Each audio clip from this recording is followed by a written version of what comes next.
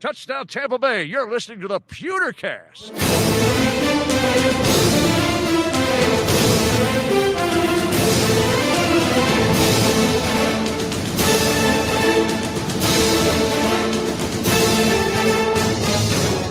Welcome to the PewterCast. I am Brent Allen, your host, joined as always by Ren, the man, Dax. Ren, another week, almost in the books. Almost in the books. Another Friday show where the headlines, where it's not a full lid. Not a full lid. Yes, Not yes. a full lid. Making a return. Making a return this week, and it might be actually one of my favorites of the season. The headline that shouldn't have been a headline. We'll get to that later on in the show. You guys make sure you stay tuned for that. We have a... Is it Trevor Siemian signing with the Saints? No, because this is a Tampa Bay Buccaneers podcast, not a Saints podcast, and we don't talk about other teams unless it actually affects the Tampa Bay Buccaneers. So we'll talk about the headline that shouldn't have been a headline. We'll talk about all the news and everything that's come out this week from Advent Health Training Center from one Buccaneer place. We'll talk about the injury report as it sits. Typically, Ren, as we're doing the show, this is at the end of the Buccaneers work week. All the things are final. There's nothing really left for them to do but to play the game. However, with the Buccaneers playing Monday Night Football this week, that is not necessarily the case, but we are here going on our regular night anyway. So all of this is going to have, I guess, a little of an asterisk next to it because they still have another day of practice and other things that can happen between now and then. But yeah, we'll go through all of that kind of stuff. I'd like to say a quick hello and hi to everyone who is joining us live, whether you're at YouTube, whether you're on Facebook, maybe you're on Twitter or Periscope, PewterCast.live, wherever you're catching the show, or if you're one of the many thousands who will be listening on the podcast feed later. Welcome to you guys as well. Ren, I'm excited to dive in, but you know what I'm also excited for? You're excited for what? I said I'm excited to dive into all the stuff for today. But you know what else I'm excited for? I heard Vin. Vin Diesel? I don't know. I am Roots. It's a VPN app. I don't know. Do you know? So rumors are Vin Diesel got paid like significantly more than any other star for being in the MCU, any MCU movies. And the only thing he said his entire time was, I am Groot, as a voiceover. That's all he did. And he got paid like buckets more than everybody else. I did not hear that. I thought it was just for the first Guardians of the Galaxy movie, which still I don't understand. Like anybody walking the face of the planet could have done that. I just did it. I know, but you know what I mean? Like, and like when you hear it, like obviously Vin Diesel has a very distinctive voice, but when you hear him do I Am Groot, like I didn't know it was Vin Diesel till like months later. You know, I got to look in the credits to see who it was. I'm like, somebody told you it was him. Yeah. Yeah. So whatever. Good gig if you can get it, I guess. Right. Yeah. Good for him. And what the hell's wrong with Marvel? But anyway, I'm excited for our guest who is going to be joining us. One of the cool things we've been able to do this year with Buc in the News is invite on our friends that are out there, people that we don't typically get to have on our show with the way the show is formatted and the way the show works. And making his debut right here with us on the PewterCast. You guys know him as Shooty Shoots. Please welcome to the show, Shooter. What's going on, buddy? I am Shooter. I tried out for that role, that Groot role, and Vin Diesel beat me to it. You saw him in the audition room and you just went, shit. Well, I knew from his previous roles, I believe if I remember this correctly, he had a line in the Fast and Furious that was one of my favorite lines of all time, which was, what is this guy, sandwich crazy? I don't know why that line always sticks with me. It stuck with me. It wasn't an iconic moment in that movie, but my Lord, it stuck with me for all these years because I think that was Fast and Furious Uno. Right. Number one. Yeah. Sandwich crazy. Right. I'm sandwich crazy sometimes myself. As a self-professed fan of the Fast and Furious franchise, I don't remember that line, but I know exactly where it came from in the first movie. I know, like I can picture it. I just don't remember that line. So, but you know, I don't know, Shooter. I mean, you are a person who goes out, you make these really fun videos. I love when people come into the space and they do something that nobody else is doing and they do something unique. And you bring something so unique to what we do here as Buccaneer fans. The only thing that we wish we had more of them. And I've gotten the privilege to work with you on a few of your projects. And I'm just saying, if you need an I Am Groot, I am here and available. I will double down, but I expect my paycheck to go sky high. Like 15 times what you've paid me so far. The precedent is set, and now that we've thrown in a couple of those like Marvel style end scenes, then I think we gotta raise the prices for our talents, because we've had you voicing some characters. We actually had Ren in a video once, one of my favorite videos. So man, yeah, I owe you guys big time. Once if I could pick a bone with you though, Ren got his own shooty shoots Avi. I'm over here with nothing, man. I just I know. We'll get you someday. I want to do one of those again where I take kind of the Bucs community and make everyone and mash it up all together. So we will do that. Sadly, I don't have Ren's character anymore, because I had what I refer to as the great hard drive crash of 2019 happen early last year. I remember. So I lost that one, and I'm due. I want to do that other one again sometime soon, where we kind of get the community on the videos, because I have a bunch of people. I've got a couple of the guys from the radio station that I've done videos for. So got some of the guys, but I gotta get the content first and the story and all that kind of stuff. We will get there. It takes me way too long to do this stuff, especially the last one took way too long. I'm going to try to stick to some shorter videos the rest of the year, or going into next year too. Yeah. Talk about this latest video you've just released, because it's really fantastic. But I mean, there's so much happening. There's so many characters. There's so many set pieces. This is all stuff you have to create from scratch and go out there and put out. And I mean, it's just phenomenal. Talk about this latest episode you've got. Yeah. So for anyone that doesn't know, we make these short videos. A lot of people compare it to South Park, right? It's like Tampa's own South Park, always sports related. So the latest video, and we've done this for, I think, 3 or 4 years now, is do a Tampa Bay Thanksgiving. And this is the chance where we can get all of our Tampa Bay sports characters in one room having Thanksgiving dinner, and we just kind of talk about like stuff that's happened that year, the relevant stuff. So last year it was all about Stu Sternberg's stupid idea to move the Rays or split the Rays in half, and you had Jameis in there with the turnover jokes and all that stuff. Glad those days are over, because I ran out of turnover jokes. But this year we went with a different direction. It started as something, and it always does. It started as one thing, ended as another thing. And what we did this year was we went to Tom Brady's house. And the reason why we did that is because Tom lives in Derek Jeter's house, which is for sale here in Tampa. And all of the pictures of the house are all over the internet. So I'm sitting there someday and I'm like, man, it would be pretty cool if we kind of trashed Jeter's house. So not to spoil anything, go watch the video, but we trashed Jeter's house in the video. Right. So you see these, the original idea was to take the Gravy Train, which is from the Tampa Bay Lightning Stanley Cup run. That was kind of their song that they played at the end of every win. And I was going to make a gravy train that went around to different tables. Like the Bucs were going to have their own table and the Rays were going to have their own table. It was going to be at Stamkos's house or something. And then I was like, wait a minute, we got to have this at Jeter/Brady's house. So that's kind of how it all came together. And, go watch it. You're going to see BA, Brady, Gronk, our awesome linebackers. You're going to see a lot of Gronk. And I mean, and I don't mean like quantity wise. I mean, there's a lot of Gronk on display in this particular video. My own children even mentioned, like, why are so many of the players not fully dressed? I'm like, you know what?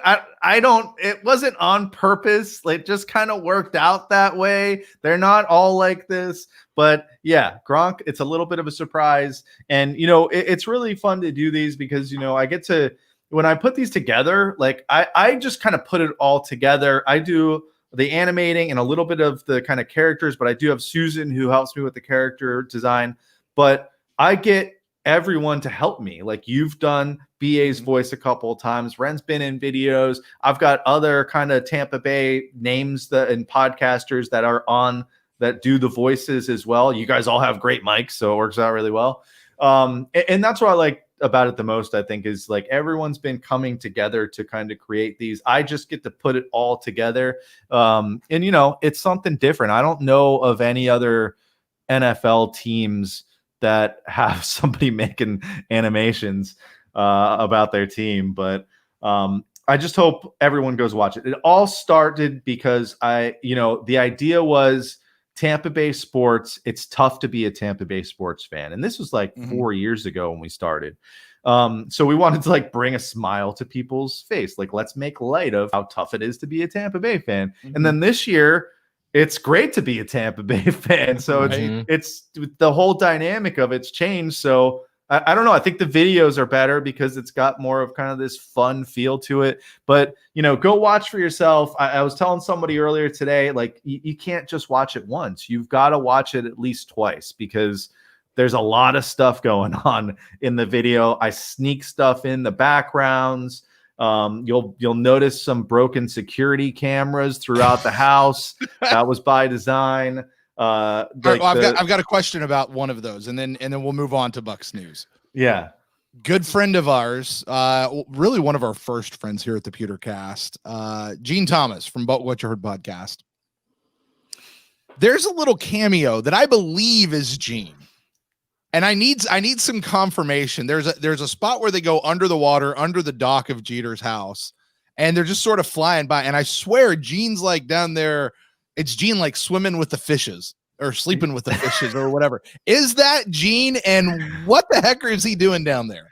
That is Gene. Gene voiced a character in the video, and then he asked me if he could be in the video, and I said, sure, you can be in the video, but on my terms, and you're going to be sleeping with the fishes. I did, if you notice, he does open his eyes, and he has kind of a scowl on his face as it kind of goes down past him. So Gene is not dead. He is just like floating underwater. Yeah. So I mean, that's the kind of stuff that's in the video. Actually, Roberto Aguayo's at the bottom of the bay. You see Brady's jet skis. I didn't see that at all. There's two scenes actually where it goes down underwater, right? And there's different things in both of them. So again, it's like one of those things where you have to watch at least twice if you want to catch everything. There's all kinds of stuff in there. So it's all, the whole idea is I'm a huge Tampa Bay sports fan. I make the videos on what I would like to see. And I'm hoping that a lot of you guys would want to see it as well. And my whole end game with the videos is I eventually want to have my own animated original series. And by doing this, I've met people like you that maybe will be a part of that someday. So if anyone wants to come and kind of play along with me, just find me on Twitter. I think mission successful. You do have an animated series and it's out there, Ren.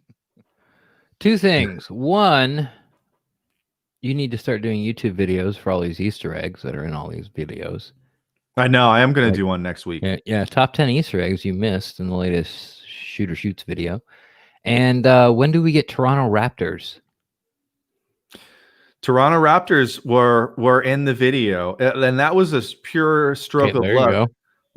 When that news came out that it could happen, I made that fake logo that a lot of people are seeing on Twitter where I just popped in Tampa Bay instead of Toronto Raptors. So, right. and then made We the South. So I made that a couple weeks ago when the news came out. So that's one of the things that I stuck in the bottom of the bay, just kind of floating along. So, again, watch the video a couple times. You'll catch something new every time when you watch it. And, that's what's fun about it. That's what I like. I joked around with somebody on Twitter earlier. I was a huge Where's Waldo fan when I was a kid. That was the only book I read when I was a kid. There's no words in that book, but I was good at finding things in it. So that was the kind of idea. And, I just hope everyone likes it. We've had such a rough year, and we've had rough years as Bucs fans and Tampa Bay sports fans. And this year we've had a good year as Tampa Bay sports fans, but a crappy year as a society and world as a whole with everything that's gone down. So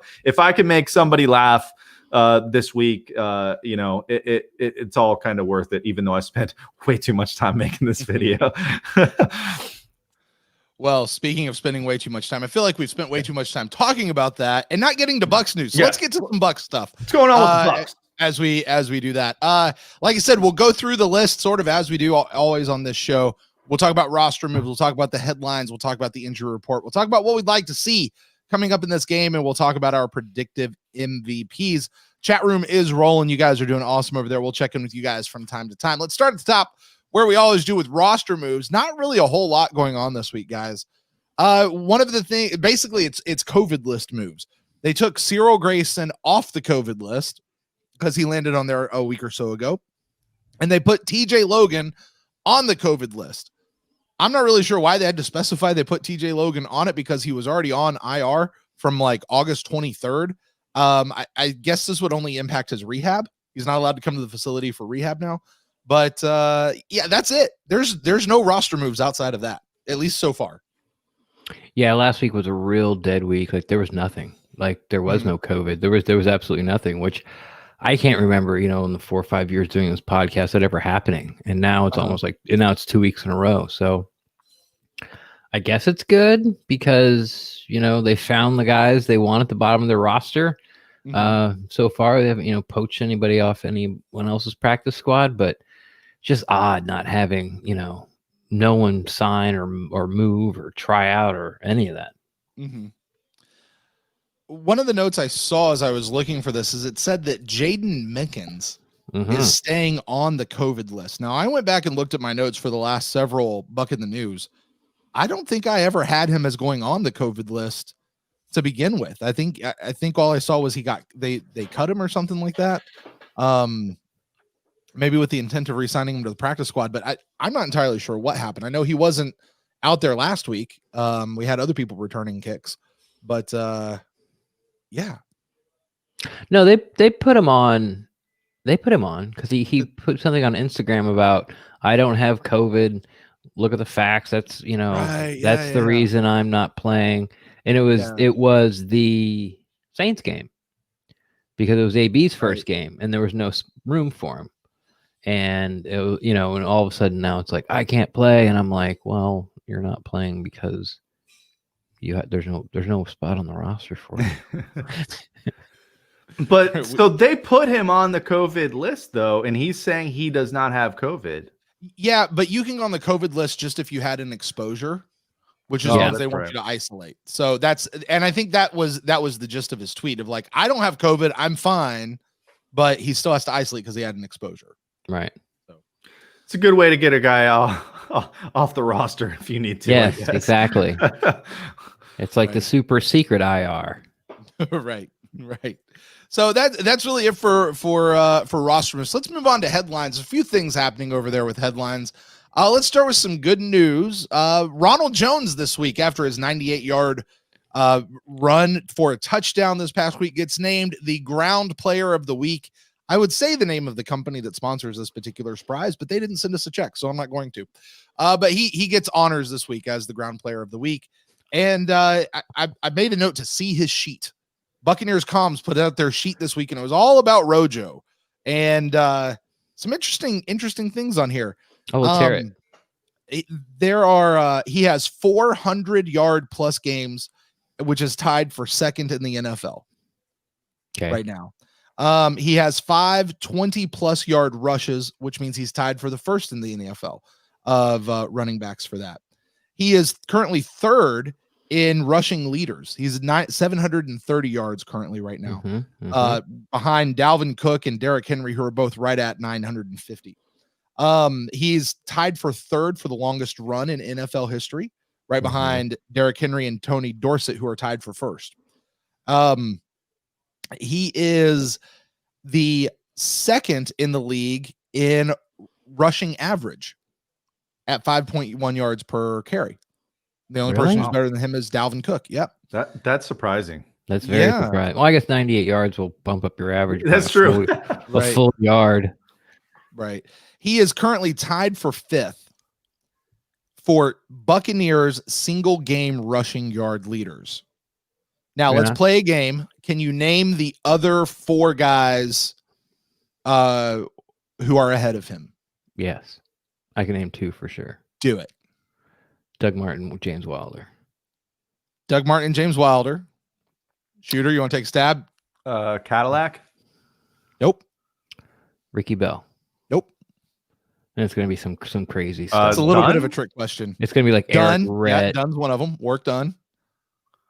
It's not Eric Rhett. No, Ernest. Eric Rhett is the guy he's tied for 5th with. Okay. Ernest Graham. No, this is a complete trick question. Is it Allstott? Jerry Eckwood. No. The other one is Doug Martin again. He's on there twice. he had a game of 251 And I guess yards. there's not other 4 running backs. Right. They're on. Yeah, I know. And he is currently 3rd in the league for yards after contact at 462. Yeah, that's good to see. Yeah, That's so good to see. Know if he can do that in the flat. Make that first guy miss. That'd be nice. Right. Just try that once. Well, catch the ball first, then secure it, then try to make the guy miss, or just make him miss. That'd be good. Mm-hmm. So anyway, so good on Ronald Jones, good stuff, and well deserved this week, Ronald Jones. Rojo. I remember a few years ago there were people like, we can't call him Rojo till he earns it. I think he's finally earned it. He has. Yeah. Everyone knows that he's just a better runner, and I guess sort of my argument now is like just make him the 3rd down back and don't throw to him. Like that's fine, he's gonna drag somebody with him in coverage if you set up the play right.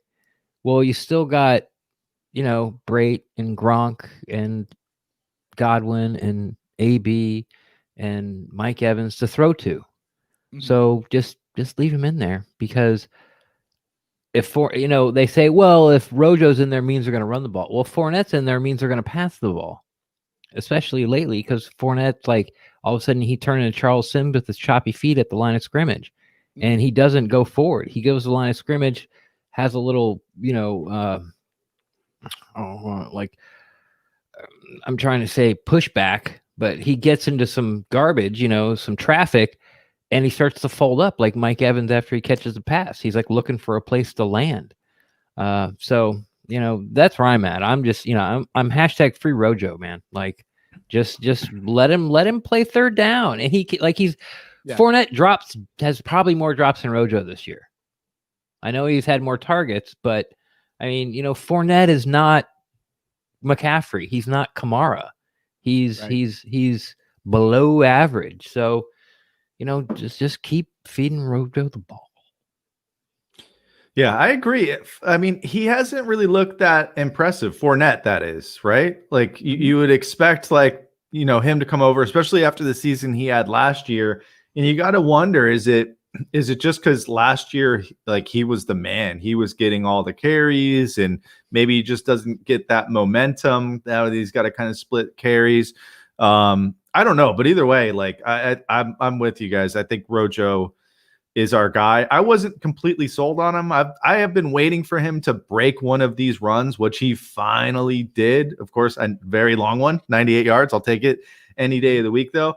But it's good to see him keep getting better. And I think the good thing that we're going to see as Bucs fans, which we really haven't had in the past, is the depth, right? What if he gets nicked up? It's nice to have Leonard Fournette as that number 2 backup. And especially as you get into, December's a week away, right? And this is when teams really need to start to run the ball, because once you get to December and January in the playoffs, you're looking at not great weather. Obviously in Tampa, we have it, but if you're playing games up north, you're going to be getting snow, sleet, rain, and you've got to have that running game. And it's good to see that these guys, or specifically Rojo, keep getting better. And I guess you could say these guys, because the offensive line's come a long way in blocking for these guys too. Mm-hmm. Yeah, I couldn't have said better myself. I'd rather see Vaughn at this point. Here's the thing about Vaughn is, in a normal year, and I mean normal by Buccaneers standards, I'd be all for you talking about Vaughn. I still think Leonard Fournette is our best number 2 back. Now I'm with you. Let Rojo play 3 downs. That's fine. I don't care about switching them out or anything like that. But if something happens, the next person that I would like to see in there is Leonard Fournette. There is something I think to be said for when we're comparing these. The sample size of one to the other is not exactly equal. Mm-hmm. And I think with Leonard Fournette, if he were to get the 20, 25 plus carries a game, we would see obviously a lot more production out of him just by sheer numbers, by sheer math. That doesn't mean that I think that Rojo is not the number one back on this team. I am fully on that train. I am 100% on that train. But when I look at who's down the line of Shady McCoy and Keyshawn Vaughn, and then the other people who are even behind them further down the list, I'll take Rojo over those guys as far as that number 2 spot goes. So I'd be with you, Ren, just not this year. Like, I get it.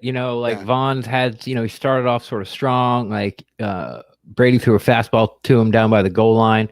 He was supernatural in catching the ball, snagged it, had great body control, gathered himself, and then got inside the pylon. It's like, oh, okay, that's why he was drafted in the 3rd round. And then later that game, he got totally blown up picking up a linebacker in the blitz. Like the guy just ran him over like he wasn't even there. And then, of course, I can't remember what game it was, but it was a Chicago game, right before halftime. Brady threw him ball on 3rd down. He catches it, turns around, gets fumbled. He fumbles it, and that's kind of last we saw of him. Chicago goes in to score and takes the lead at halftime. And that's sort of like the story of Keyshawn Vaughn. I think he's had 1 or 2 runs besides that. But at this point, and so I totally understand, Fournette's resume stands up against, a lot of backs in the league, even some of the best backs in the league. But what I see Fournette has given us, besides that 1 run in week 2 against Carolina where he sealed the game, did what Rojo did. It just happened to be on the 40 instead of the 99, instead of the 99-yard line. That doesn't exist. Instead of the 2-yard line. Besides that, he's kind of done nothing. He had a nice pickup of 3rd and 13 one game to keep a drive alive that we really needed going on. Besides that, he doesn't make anybody miss in the flat, and he doesn't have these great hands, and he's not good at running the ball between the tackles this year, or has been at all this year. So I completely understand what you're saying because of the sample size, but if I just want to see Vaughn as a number 2, and I get why he's not, and I understand why he's not, and I'm not even upset that he's not. But from what I see out of Fournette, it's just like it can't hurt, it's it was like the old argument when Beninock was playing guard. Cap is terrible. He can't be worse than that. Like he can't be worse than Beninock. So that's where I'm at. But yeah, I get it. What's your rush? I mean, because you've got these veterans in McCoy and Fournette who, probably aren't going to be here next year. So what's the problem with having a guy like Vaughn just kind of take it all in, learn from these guys what they can? You got to hope that, Shady is kind of being that mentor in that room. Right. And then Mike, just for the record, season, I'm sorry, Shooter. For the record, all reports are that is exactly what Shady is in that room. He is that veteran sort of mentor, and he's playing that role. Like he understands that's actually his role in this team. That's all. Field. You know where that would be awesome to have too, and I know that the Bucs just didn't have the money to do it, is having that person in that DB room with those defensive backs. If they had the money to get like a Malcolm Jenkins, who New Orleans came in and got, like, right. I think that would be a huge missing piece, but obviously you pick up like, every receiver available. That can't happen. But, I don't mind Vaughn just sitting back and relaxing, because next year he's the clear number 2. He's kind of that relief for Rojo in my eyes. And you know what? Every carry that these guys get takes a toll on them. It's like driving a car, So I'm fine with it, and I like the running backs that we have. I would like to see Fournette kind of become that closer like he did for that one game, but I just have a feeling they're going to stick with Rojo. And how surprising was it? I know I'm not the only one that tweeted after Rojo fumbled. Everybody forgets he fumbled at the beginning of that game, and previously he was benched for fumbling. He didn't come back, How surprised were you guys that he came back and had that breakout? I mean, I think it was his breakout game to me. I know he's had a good season. He's had 100-yard games. This was the game where I finally said, all right, Rojo's the guy. Yeah, a lot to unpack there. One, the DB room, they tried it with Cockrell, but he got erased last week. I don't even know where he is. Like, no one's seen him since. He's hanging out with Chris Conti is where he is. He's about like 1.5 feet underneath the turf at Ray J. Like, I have no idea where that guy is anymore. He's just spontaneously combusted. And is anybody watching Truth Seekers on Amazon Prime? Not yet, but I feel like I probably should be now. No, not really. It's okay. It's like it's Simon Pegg and the other guy. It's funny, but it's not great. But it would have been funny if I was going to do a Cockrell joke. But anyway, what's my rush with Vaughn? It's because they need a guy who can catch the ball and make somebody miss in space. Like, I mean, this offense obviously can score points and get down the field and pick up first downs and do all that other thing. But the dimension that they're missing that a lot of teams use and pick up cheap, easy yards to make it 2nd and 3 instead of 2nd and 7 is just a flat pass. And you get the guy out there and he either makes the cornerback or the linebacker miss, and he picks up 5, 6, 7 yards. And there's Rojo doesn't make anybody miss. Fournette's almost starting to run backwards at this point. So that's why I like to see Vaughn. But I understand your point too. It's like, what's the rush? We got these two vets there that know what they're doing, and the lights aren't going to be too big for them. And even though they're not this huge asset, they're probably not going to make the mistake to cost you a game or possession or turn over the ball in a tight game. And you sort of need that veteran leadership in there. And also, if you want veterans to come to your team next year, you got to treat them nice. You can't just sort of like shove them aside. So I get all that. And then I guess what was the last one? The fumble. The BA. Yeah, like I didn't think I was going to see Rojo till Christmas. Like, honestly, I'm like, oh, okay. Well, there goes his season. And I don't believe for 1 second that Rojo went in the tank because he fumbled in the Giants game. I think he went in the tank because they benched him in the Giants game. And he was upset about it. And he's like, well, he took it really hard. I think he took the benching really hard, the lack of faith really hard, because he's, a lot of people talked about this last year when he missed that block against, I don't know, Atlanta or something, and BA benched him. And after the game's like, you can't miss those blocks. Meanwhile, Donovan Smith is, catching fireflies, and chasing butterflies and rainbows. Let's chase the ray of sunshine and not paying attention to what's going on. And he doesn't get talked about in the presser, and he doesn't no one's trying to take his job. So, I think it's just a combination of stuff. Like, you keep telling me I'm the guy. Well, then let me be the guy. Right. The 3 times you let me be the guy, I got 100 yards. You had to give me the ball because everyone else was injured, and I produced. Now I fumble the ball and you sit me, and it's like, come on, man. Yeah. Why does everybody else get forgiveness or gets another shot? Well, I think there's something to that. So with the Donovan Smith thing, we all saw the drop off of what happens when that's an unfair comparison. Do what? That's an unfair comparison. Possibly. But I think it's going to translate over for my point though. We saw the drop off that happens after Donovan Smith. For as bad as Donovan Smith can be, you don't want the next guy coming in. Yeah. To go back to the Caleb Benenoch, Alex Kappa thing, how bad can he be? It can get worse than what we have with Donovan Smith. All right. So with Rojo and Fournette, especially, I think what's happened is over the weeks, Rojo has separated himself so far from Fournette that even when there is a fumble, he's got a bit of bank account now that gets a little bit more forgiven. But there's also but there's such a separation between Rojo and the next guy up. You don't want the next guy up. Right. I feel like that's a part of it right now with Rojo, which speaks really, really good to Rojo and not so much on Fournette, but it goes with Rojo. By the way, I just want to say, Shooter, the Donovan Smith joke in the new video that you have out is awesome. Is amazing. It was hilarious. Yeah. Real quick, let me tell you, the original ending was not going to be what it was where Jeter kind of gets taken out. It was going to be Tom saying, Donovan Smith, do what you do best. And Donovan Smith was going to be awkwardly holding Jeter back from going after. I didn't want to go after Donovan Smith that bad because everybody does. We already make fun of him. And you also don't want to piss off the biggest dudes in Tampa that much. Right. That's true. and to be honest with you, the guy's got the hardest job on the team. Like we only notice when he's bad. And like you said, hey, you don't want his backup in? Hell no, you don't. No, so we need to give Donovan Smith a little bit of a break, and Donovan Smith also needs to play a little better. Right, but the joke was hilarious. The joke was hilarious. I've seen 6 years of that shit. I got your back, bro. Like pregame, I got your back, bro. Like, no, you don't. No, you don't. Right.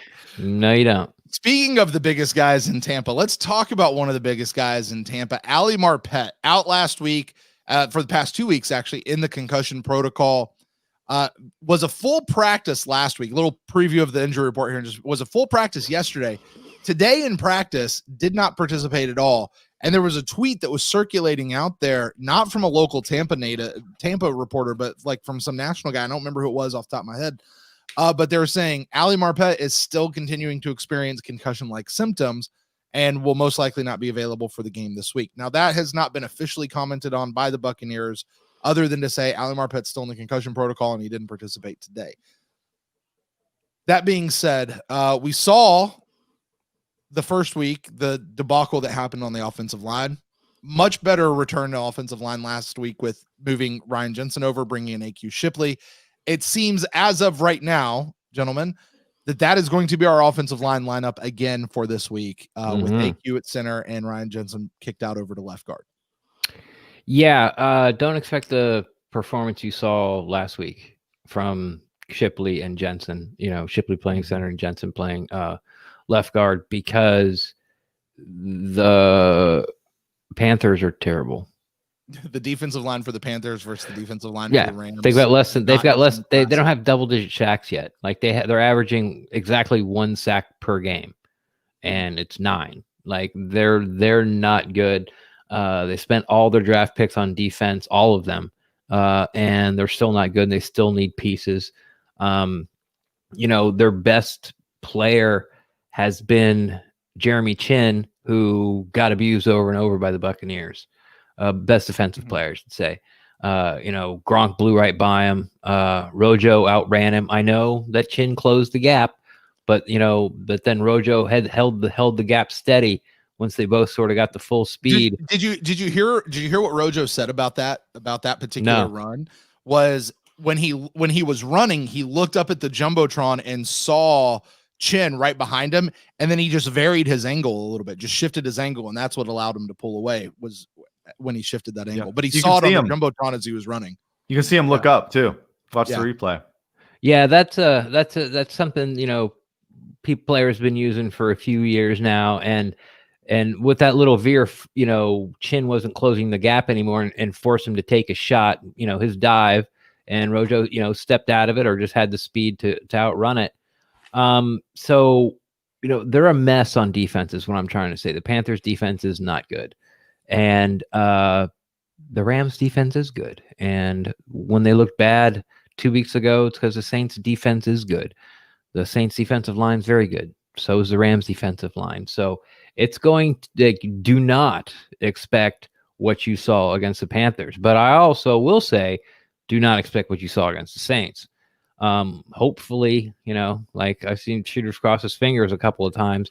Obviously, we're hoping that, Marpet comes back.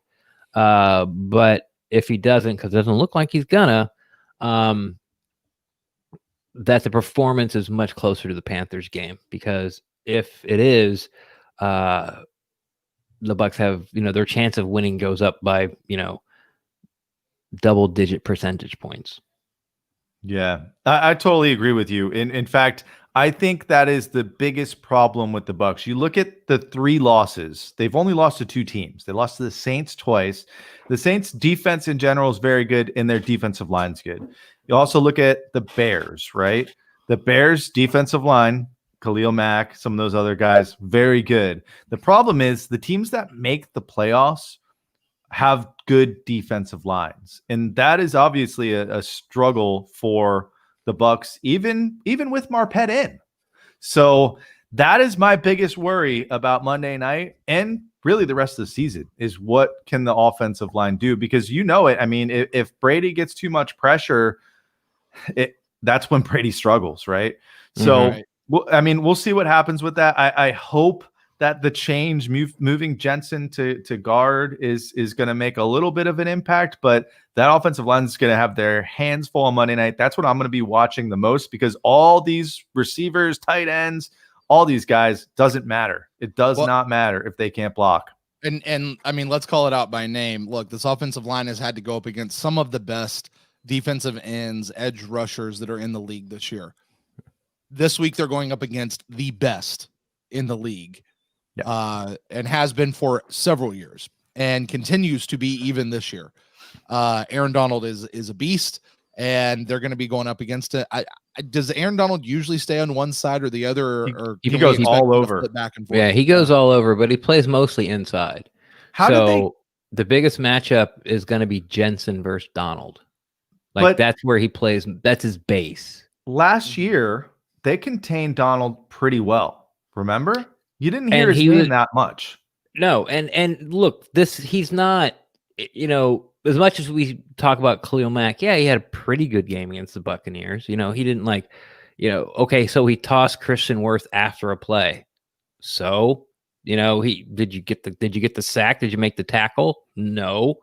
I mean, he did get a sack and had some pressures, but Aaron Donald doesn't completely wreck offenses every single week. I think the last time the Rams played, he was held without a sack. He gets a lot of pressure and does wreak havoc, but he's not Superman out there and everyone else is just being human beings. He's really, really good, but he doesn't get 3 sacks and 19 pressures and 4 tackles for loss every week. Some weeks he just doesn't not that he doesn't show up, but some weeks, he's nullified. He's not unstoppable. Is he the closest thing to it that the NFL has along the defensive line? Yeah, he is, but he's not unstoppable. Yeah. And I think kind of the real concern is, Ali Marpet, right? Like the concussions, head injuries. I mean, these are the kind of things that get players to retire early. So he's obviously had this thing kind of lingering on, and you kind of feel for the guy. I know I have a big kind of hockey background, by the way. I do a podcast called We the Thunder about the Tampa Bay Lightning. And in hockey, you see a lot more. I don't know if it's like they're just more cautionary than the NFL, but you see guys, big name guys, out for long stretches of periods. There was a time where Sidney Crosby was out for a long time. He missed a whole year in the world. Yeah. And that was all concussion based. And you don't even see it that often with offensive or defensive linemen, the concussion issues. But man, you got to hope that he can somehow come through out of this, feeling all right. Because last I heard, he was saying he was still feeling foggy from that was 3 weeks ago. So that's tough. And I don't blame a player that would possibly consider retiring because of a brain injury. I want to live the rest of my life. If I'm a football player, I'm only going to play till I'm 20, 25, 30 years old. If I'm lucky, I want to live the rest of my life. So I don't blame these guys for wanting that. And I really hope our best offensive lineman isn't having those thoughts right now. And I hope he gets better. Yeah. I don't think Allie's going to even think about hanging him up until he has a second one. Even when this is scary. But you're right. Luke Kuechly could still be playing for the Panthers, hands down. But he had 6. And it was getting to the point where, the first time you roll your ankle badly, it's oh, wow. And it takes forever to heal. Then the next time you roll it, it takes less and less force and less sort of severity of roll to get it, make it feel like it did that first time you heard it really bad. It's never really the same. It never is. And I just that's how I sort of look at concussions. It takes getting a hit in the head with a shovel without a helmet on to get a concussion. But then you put a helmet on and hitting the head with a shovel with half the force, then you get another one. Then then you get hit in the head. Like if I swing a pillow at Ali Marpet's head and he had 2 concussions, hard as I can without a helmet on, that's another concussion. So it gets easier and easier and easier and to get these type of injuries, at least I feel. But yeah, I mean, no one's going to blame Ali if he wants to go. He's been nothing but, aces since we got him. So he's a leader on the team, and he's a representative for the players union and all that kind of stuff. So he's going to be fine. He's going to be smart. But yeah, when Ali got the concussion, I never tweeted about it or talked about it, but the first thing I thought of was like, oh, I hope this is not like a reoccurring thing, because Ali's the type of player will just be like, I'm done.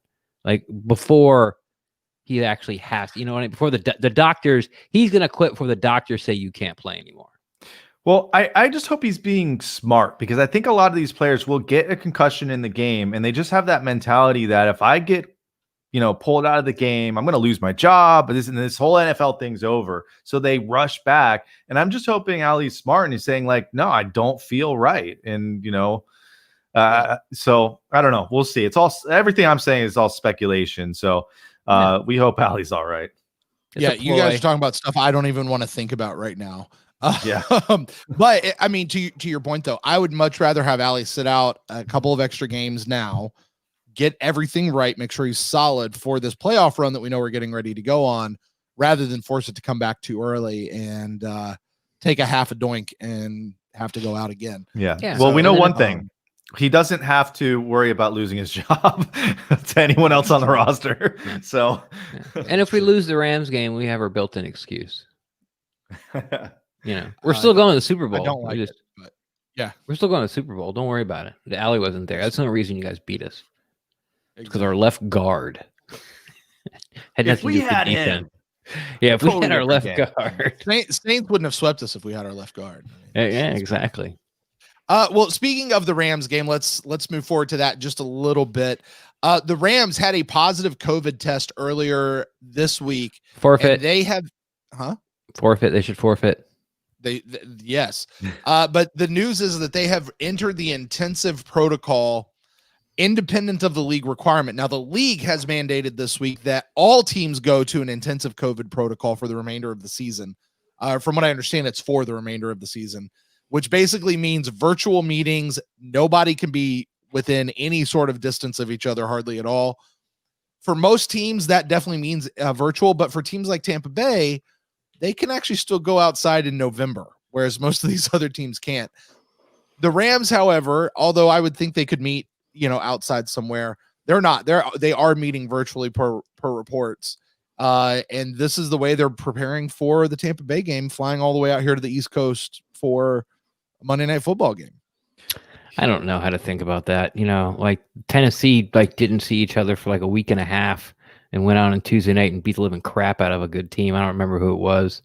I want to say the Ravens, but that wasn't it. But anyway, they had, like I said, they hadn't seen each other and did all their meetings virtually, didn't practice at all for like a week and a half, and then went out there and beat them. And then after that, everything's fine in Tennessee, and they lose like 3 games in a row. So advantage Bucs, but I don't, whatever. Yeah. Got to show up and play. I'm with you as far as I don't know if it's really a true advantage, because like the players are going to be out there playing the game. It's I guess like how prepared they are to play the Bucs and if they're doing their homework and stuff like that. I know just off of how I make a living, I sit on conference calls and do WebEx trainings all day long, and I'm the trainer, right? So I know when I'm on these calls, people ain't listening. And I'm sure 23-year-old dudes ain't listening either. So like maybe they're getting some sort of advantage with these guys kind of slacking off when they're supposed to be paying attention and not like preparing like they normally would.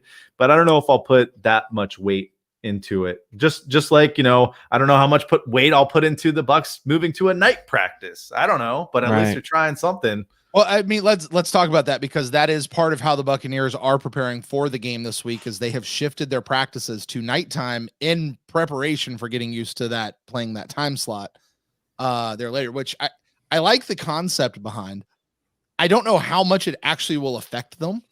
You know, I don't know what it will take, but it's one of those things that to me is kind of like the jersey color. Like, we should only wear white in the beginning of the season because it's hot and white reflects the heat and it's a competitive advantage. Yeah, okay. Like, I understand the idea behind it, but science, 35 to nothing. Right. Yeah. Does it? Don't really think that that's it. But so we would have lost by 5 touchdowns instead of 4 if we were wearing red. Just wait till you see the pewter. They can only wear those in December, though. Right. Well, I think what we've decided is it should be the white tops with the pewter pants or the all pewter. No other color combinations working for us this year. So yeah. Although we've won how many in white on whites? So anyway. All right. Whoa. 2 quick things before we move on.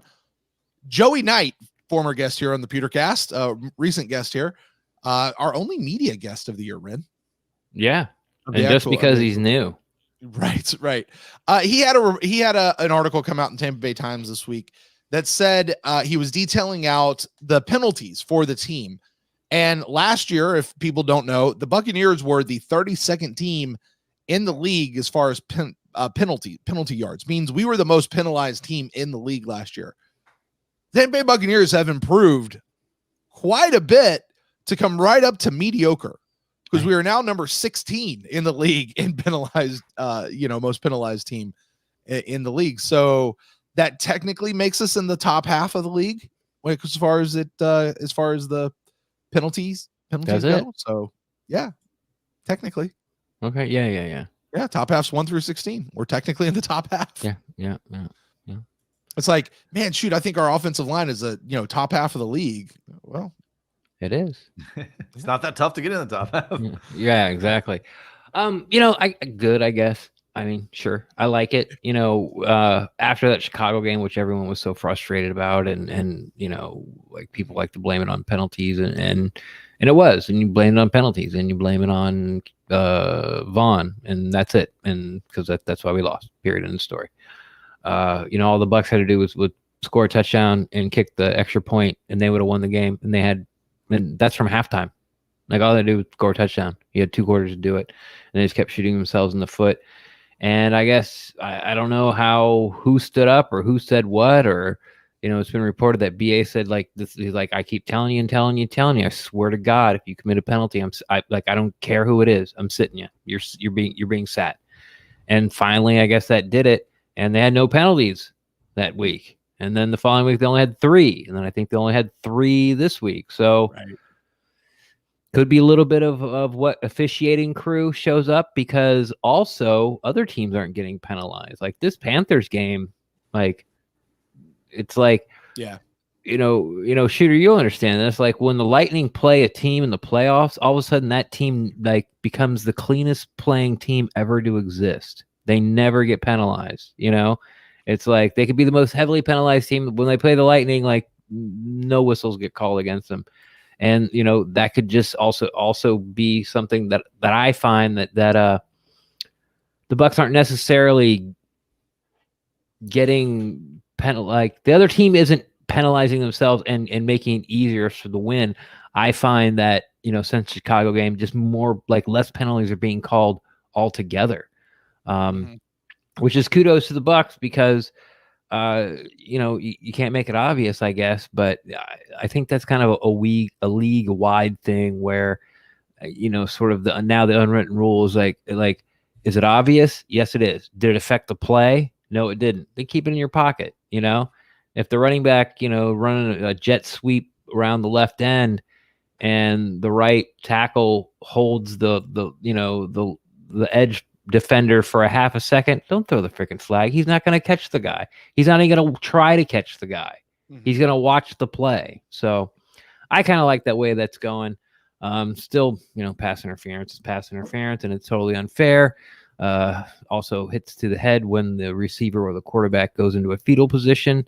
When the defender starts their tackle, if their helmet's lower than the person they're tackling's helmet when he starts, he shouldn't get penalized. If the guy feedles up into it, that's their fault. Yeah. And I just kind of pulled up that list too, because I wanted to see like who was at the top of that list. So you have number one in least penalties. So the team penalties per game essentially is. Can I guess? Go ahead. Is it the Steelers? Negative. No. Oh, okay. It's New England though. So really? A lot of people probably would have guessed that as well. So it's New England, oddly enough, LA Rams at number 2, Houston, Miami, Washington. So when I look up and down this list, it doesn't really it doesn't really match up with the standings. It doesn't equate to wins. Yeah. At first I was thinking, well, yeah, this is a great thing. If I look at this list, I'm thinking I'm going to see the playoff teams at the top of that list. And it's just not the case. You've got Arizona and dead last on that list, and Arizona's having a pretty good season. So I always think it's good because it always seems like for the last 5 years that the Bucs had the most untimely penalties in the history of the game. So whatever they're doing, if it is anything they're doing to just pay more attention to this in practice, keep doing it. I would like to see them towards the top of that list if they can, even though it doesn't seem to really make a difference in the win column. Yeah, I mean, as Bucs fans, we all know, not this year, but the past 2 years, anytime a running back, got past the second level and, had a flag, 32-yard gain. Oh, it's coming back. Like every time, just every time. 7 yards is fine. Oh, you guys got 12. Yeah, you can't do that. Oh, you got over 20. Oh, that's definitely no. And officiating, it's so inconsistent that are they just missing calls? Like I don't know. I kind of wish every sport would just go to robots. It's not possible in the NFL, but it's criminal that there's not a chip in the ball yet for first down.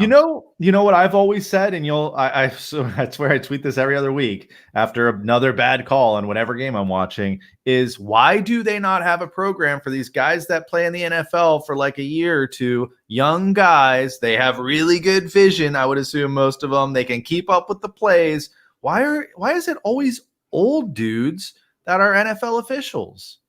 I don't know if it's like a conflict of interest. They should have a program where they're taking these guys that otherwise they're setting them out in the street to go find something else to do, and if they want to, if they raise their hand for it, put them in a program to become NFL officials and get some younger guys in there that can maybe keep a better eye on things. They try that, it's sort of, I don't want to say an epidemic, but it's hard to find officials even starting at the high school level. And then the college level, and then the pro level, because, we've talked about it for years, like just make these officials full-time employees, but they won't do it.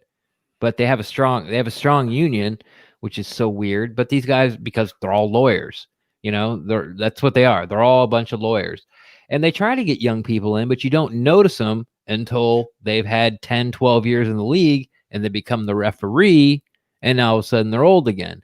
But, Brent and I, we've talked about it many times, and it was just a couple of games ago where the guy comes out, Bucs are on defense, they were going for it on third down, and they stopped him, and the guy, runs up, and, the yellow line's on the TV, and he has his left foot short of the line, and then as he's waiting for the person to throw in the ball so he can mark it, he moved his foot twice further towards the first down marker. And then he gave him like a foot and a half, as he's not even looking. He placed his foot in the ground. This is where I'm going to mark it. And he's waiting for the ball, and he moved his foot, waiting for the ball, moved his foot, waiting for the ball, moved his foot, and then marked it, and then ended up being a first down. It's like, this is the NFL. Like, this is the creme of the creme. Like, why is there a chain at all? Like, you cannot tell me that you can't have two markers that shoot a laser at each other. And and when the one that puts where the ball is, like, it can't shoot a laser to the first down marker, and it can say, you are 6.2 yards away, or 6 yards and 1 foot away. Like, it does, like, why? Like, what is that?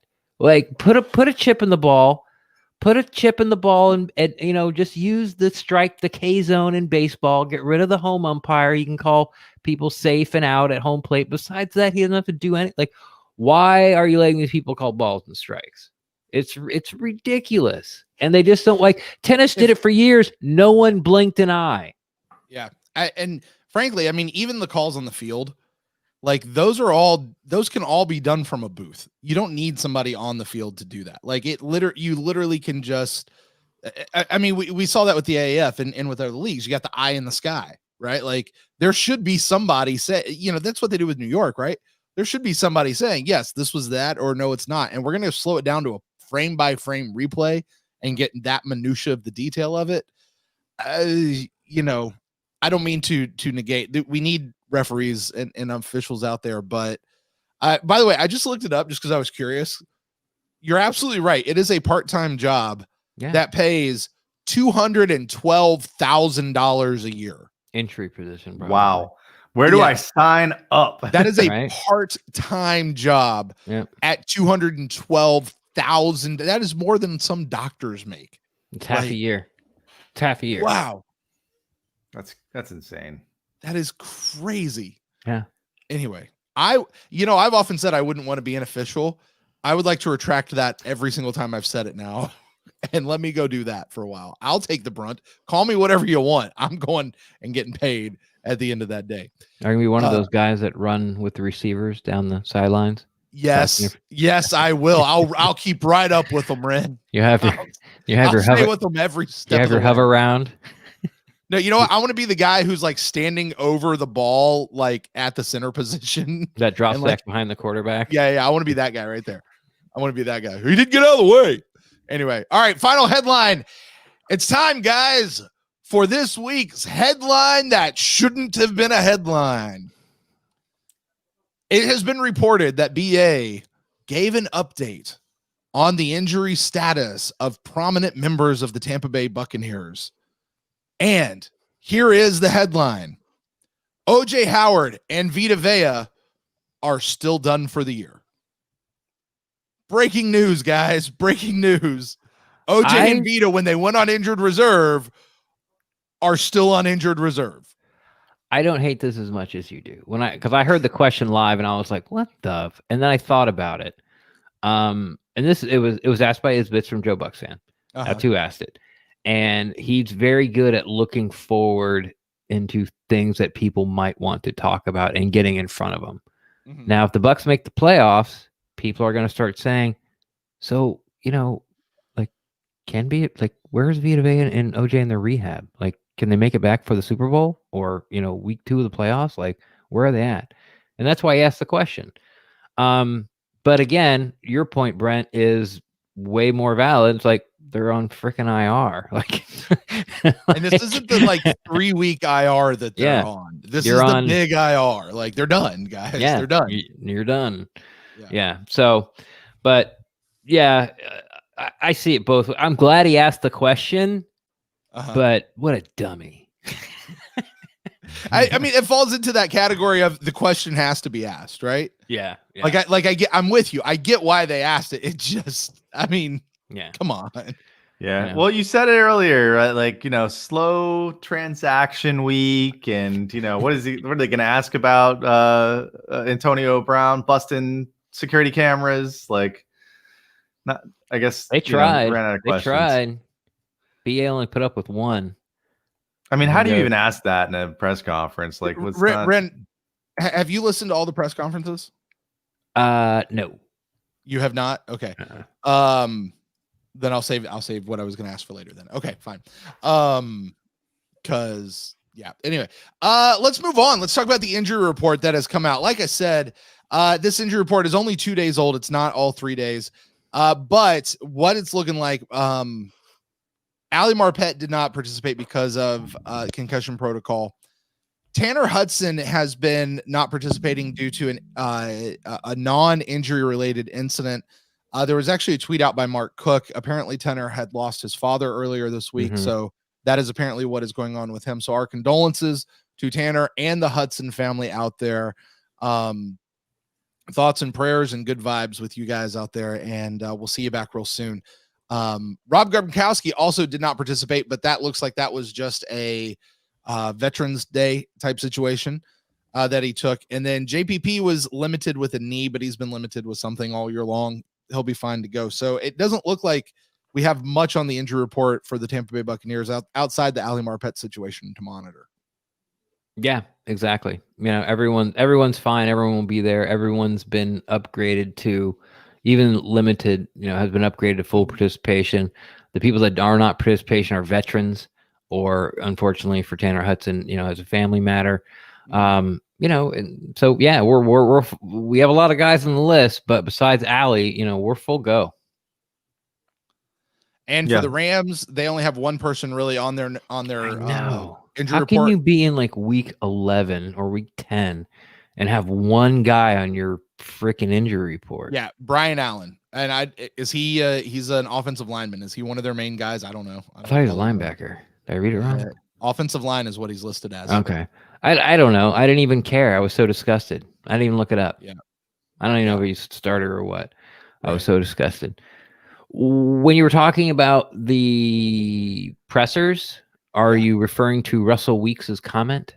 Yes. Yes, I did. I did see that one. You did? Okay, well, let's ask it. Guy in the chat, Russell says, did you hear BA finally just clown Jenna for her ridiculous AB questions? Now, Ren, we have documented on this show quite a bit about some of the questions with Jenna, and sometimes she may or may not actually have the freedom to ask. She may be directed as far as what her topics are, and ESPN certainly would want to cover the AB situation. But what can you tell us about this and AB kind of going off? Is that a fair assessment that he clowned her on it? No. If you're upset about Jenna asking all those Tom Brady questions during training camp, and are not a fan of the type of questions Jenna asked, because the type of questions Jenna asked are different from everyone else's, then I can definitely see using the word Bucs fans. That are not for Bucs fans. I can see that. Yeah, Jenna's questions aren't for Bucs fans, right? Like, no, they're for people who don't follow the Bucs. Yeah, they're for 2 minutes on SportsCenter. Yeah. So what happened? Okay, let me start. We all know what happened with AB, and about people getting his condo, and 8 days before he signed with the Bucs, and he busted security camera, and went in and called the office lady a racist, and all kinds of hell all broke loose. So the Bucs released a statement, and you really couldn't tell if they knew before or after, but basically their stand was he had a clean slate when he walked in the door, hasn't done anything since, end of story. Okay, then BA goes on Sirius XM and says, yes, we knew about it before. Now, beforehand, like, we knew that this security camera incident happened before we signed him. Now, that wasn't in the, it didn't make it clear that the Bucs knew that in their statement that they released. So now it's the first time you get to talk to BA, and Stroud, jumps in and says, just to clarify, did you know, and the organization know, that AB, Antonio Brown, had this incident at his, condo with a security camera and the security guard and the home and the property manager, I guess I'll say. And he goes, well, there's a lot of it written about that. We've talked about it a lot, just like the statement says. Yes, yes, we knew about it, and we're done talking about that. So Greg goes, and Greg asks a football question, and Jenna goes, and I knew it was coming. I'm like, there's no way Jenna's letting this. Like no, she's gonna ask about AB. Like, she has to. Like, it's just the core of her being. And and so she brought it up. I don't remember her question exactly, but BA just goes, we've talked enough about that. Thank you. All right. And then no one else asked more AB questions. So is that clowning Jenna? I don't think so.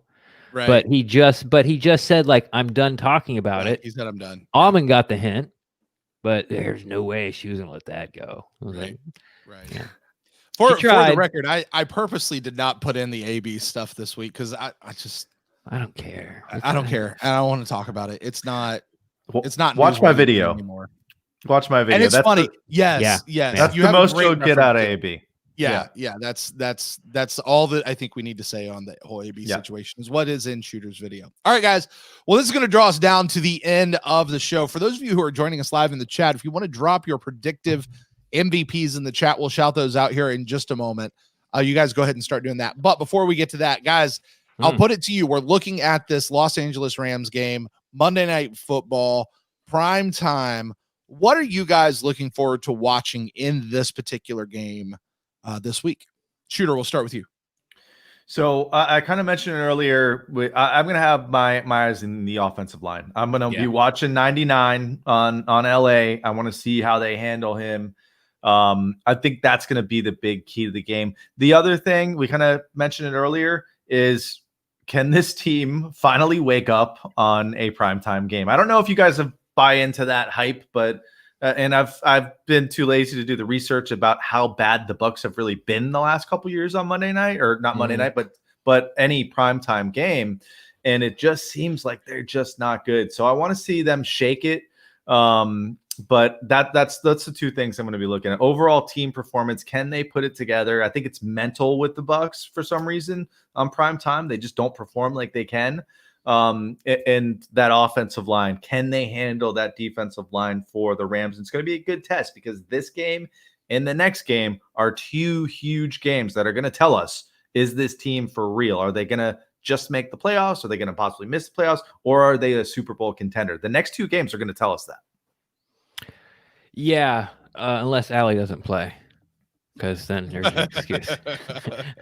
Yeah, two big games for the Bucs. I'm not going to go out as far, but I understand where you're coming. I'm not going to go out as far because there's still the last quarter of the season, last 4 games of the season to go. And a team can definitely change or at least learn some things from there. But as of where we stand right now against the best of the best in the NFL, not just the NFC, yes, these 2 games are it. This 4-week stretch was it. It was the Saints fail miserably, a Panthers team, a scrappy Panthers team, and crushed them. The only time they've been crushed, we did it both times. And then these 2 games, the Rams and the Chiefs. Where I stand on the, voodoo hex of night games for the Buccaneers, I don't believe it, but unfortunately I have no ammo to say otherwise. Like, they keep proving me wrong. Like, I put no stock in it whatsoever, but eventually, you gotta, I've seen a lot of Bigfoot videos. I'm starting to believe, guys. You know what I'm saying? It's like, I don't like, I want to not believe it. I don't put any stock in it, kind of like, and I'm not trying to start a conversation here, but with like putting in a winning culture is the way to do it, is to win. What? I'm not trying to start this conversation. I said, but you, the fact you bring it up, I'm allowed to bring it up. Yeah. Okay. Thanks. So the way you get a winning culture, to me, is you win. That's how you build a winning culture. So I don't put any stock on that, but what I'm looking for, like I just like offensive line against the Bucs offensive line against the Rams defensive line. It's going to be fun to watch Ryan Jensen, be nose to nose with Aaron Donald. This might be one guy that Jensen can't handle. Like, it might be Bane versus Batman, and Jensen's Batman. Like, Aaron Donald might pick him up and break him right in half.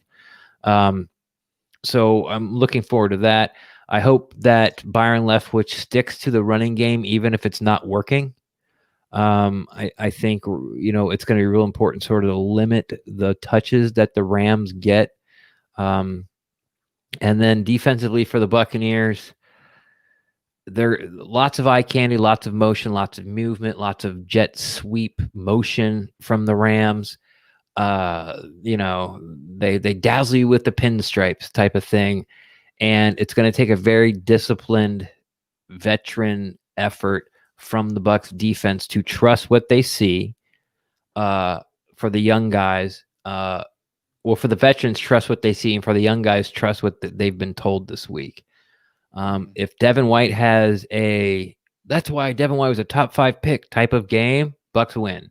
If Devin White has a bad game, Bucs lose. It's and same thing with Jamel Dean. I'm not saying if Jamel Dean has a good game, Bucs win, but if Jamel Dean has a bad game, it's gonna be rough for the Bucs. But I think it all hinges on Devin White's discipline in coverage skills this game because they're going to come right at him.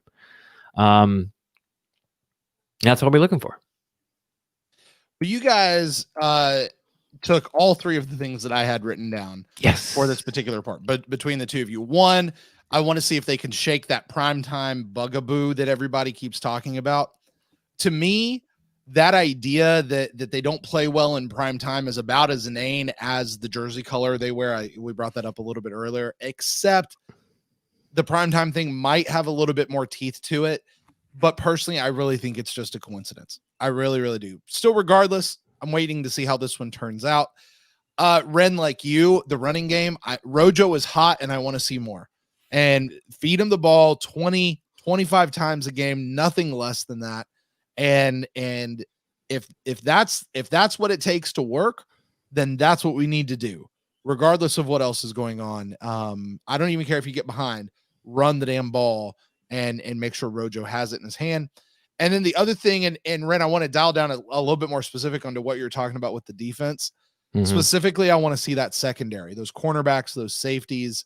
And out of that, even more specifically, I want to see Antoine Winfield Jr. It feels like he's had a quiet last half a dozen games or so.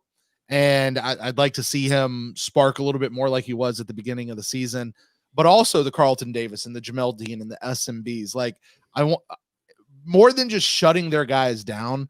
I'd really love to see something kind of flashy out of them, I guess. You want to make a play. I want, get the interception, get a pick six, just something that really shows that they've got a full command of what's going on out there, and that good quarterbacks aren't coming in and just picking apart the secondary or just kind of having a quiet game, as we've seen happen sometimes. So those are the things that I'm looking for going into this game here against the Rams. All right, gentlemen, that has brought us to the end of the show and our predictive MVPs, our little head nod to our good friend Derek over at What the Buck for what he used to do and out here in Buccaneers land. Shooter, who do you got as your predictive MVP for this game? Tampa Bay Buccaneers versus the LA Rams. All right, so I'm going to give you two. I'm going to give you one because, like the videos I like to make videos that I like to watch, that entertain me. So the first one is just purely for my entertainment, but you guys are going to love it too. They're going to break the, primetime issues with a big game from Brady, but specifically Gronk. I want to see like the 3 touchdown performance by Gronk. Like Gronk breaks out, he's fully back. So that's like the dream MVP. I think my realistic MVP, and I bet you don't have this one, Brent, Ryan Suckup. He's been my MVP for this team all season. I got the Bucs winning by 3 on Monday night. Hey, who scores 3 points at a time? And sometimes 1 point, but I'm going with Suckup helping win this game for the Bucs realistically. But I want to see Gronk score 3 touchdowns Monday night. All right, Ren? Scoring 3 points at a time, I'm taking Steph Curry. So my MVP would be, I like the Gronk pick because the Rams play a shit ton of 2 deep safety. Basically, they do a hybrid of the Tampa 2. And the reason no one really plays it anymore, it's because you run your tight ends up the seam and, linebackers can't keep up with them. And there's no safety help because if you send the safeties are getting pulled to the side and it leaves the middle of the field. And I don't mean like the middle of the field as in like 10, 15, 20 yards. I mean the middle of the field to the ocean. Like there's going to be nobody there. So they run like to do a lot of hybrid with Ramsey, manning up on somebody, which will also be really interesting to watch because he likes to follow. And who's he going to follow? It works out for the Bucs because they got 3 other, maybe even 4 other guys they can throw to. But it'd be interesting to see who the Rams think or they want to take out. And if I had to guess, it'd be Godwin. But I'm not leaving AB or Mike Evans out there by you. Like it's like you're screwed. Like I understand your concept. Like you having a guy that can erase a guy, and then you have the rest of your. But with the Bucs, it's really just sort of pick your poison. So I like the Gronk pick. I would like to go Brait, but he's just not going to get enough targets to do it. Rojo, the Rams are really good against the run. They clog the middle up, and the Bucs don't run outside very well at all. so I can't give it to him. If Ramsey guards Mike Evans, he's going to have a shit fit and conniption and cry and whine all night long. So I'm not going to pick Mike. But then he might cover Godwin. Should I go defense? Should I do like Levante David or Devin White? I could do that. I'm going Antonio Brown. Wow. Yeah. Going Antonio Brown. Wow. Just because he'll be the guy they leave open. And so he gets all the picks. And he's Tom Brady's new plaything that Tom Brady really likes a whole lot, that he wanted from, got sat in the window and his mom wouldn't get it for him for 8 weeks, 9 weeks. And finally she did. And so now he's all happy and he wants to play with it and leave the others back in the box. The Red Ryder BB gun theory. He's the Buzz Lightyear to Mike Evans Woody. That just went dirty real quick. You know how like when people ask like, hey, who's your favorite character in, I don't know, say like Harry Potter, people like don't pick Harry Potter because it seems like too easy. This week, my predictive MVP is going to be Harry Potter, meaning Tom Brady. Tom Brady is my predictive MVP. And I could say the same thing for Levante David on the other side. I think this is going to be one of those games where we're really going to depend on the veteran guys out there knowing what they're seeing, being able to pick apart what the defenses, what the offenses are doing, and being able to be where they're supposed to be, or dissect what's happening and be able to make the play on the ball and rally the team to go do that, because we still have quite a few young guys around this team. And so I think this really could be one. It could be a Tom Brady game where we say during the PewterCast live run, these are the kind of games that Tom Brady was brought in to win. Yep. And that's the reason why I'm going there. And I almost feel bad doing it because it almost seems too easy. I would love to see Mike Evans have an MVP game. I think he's due. I think he needs one. He had a good sort of little bit of a comeback last week, but it's time to see him really step back into that end of that spotlight. I like what you said about Devin White also, Ren.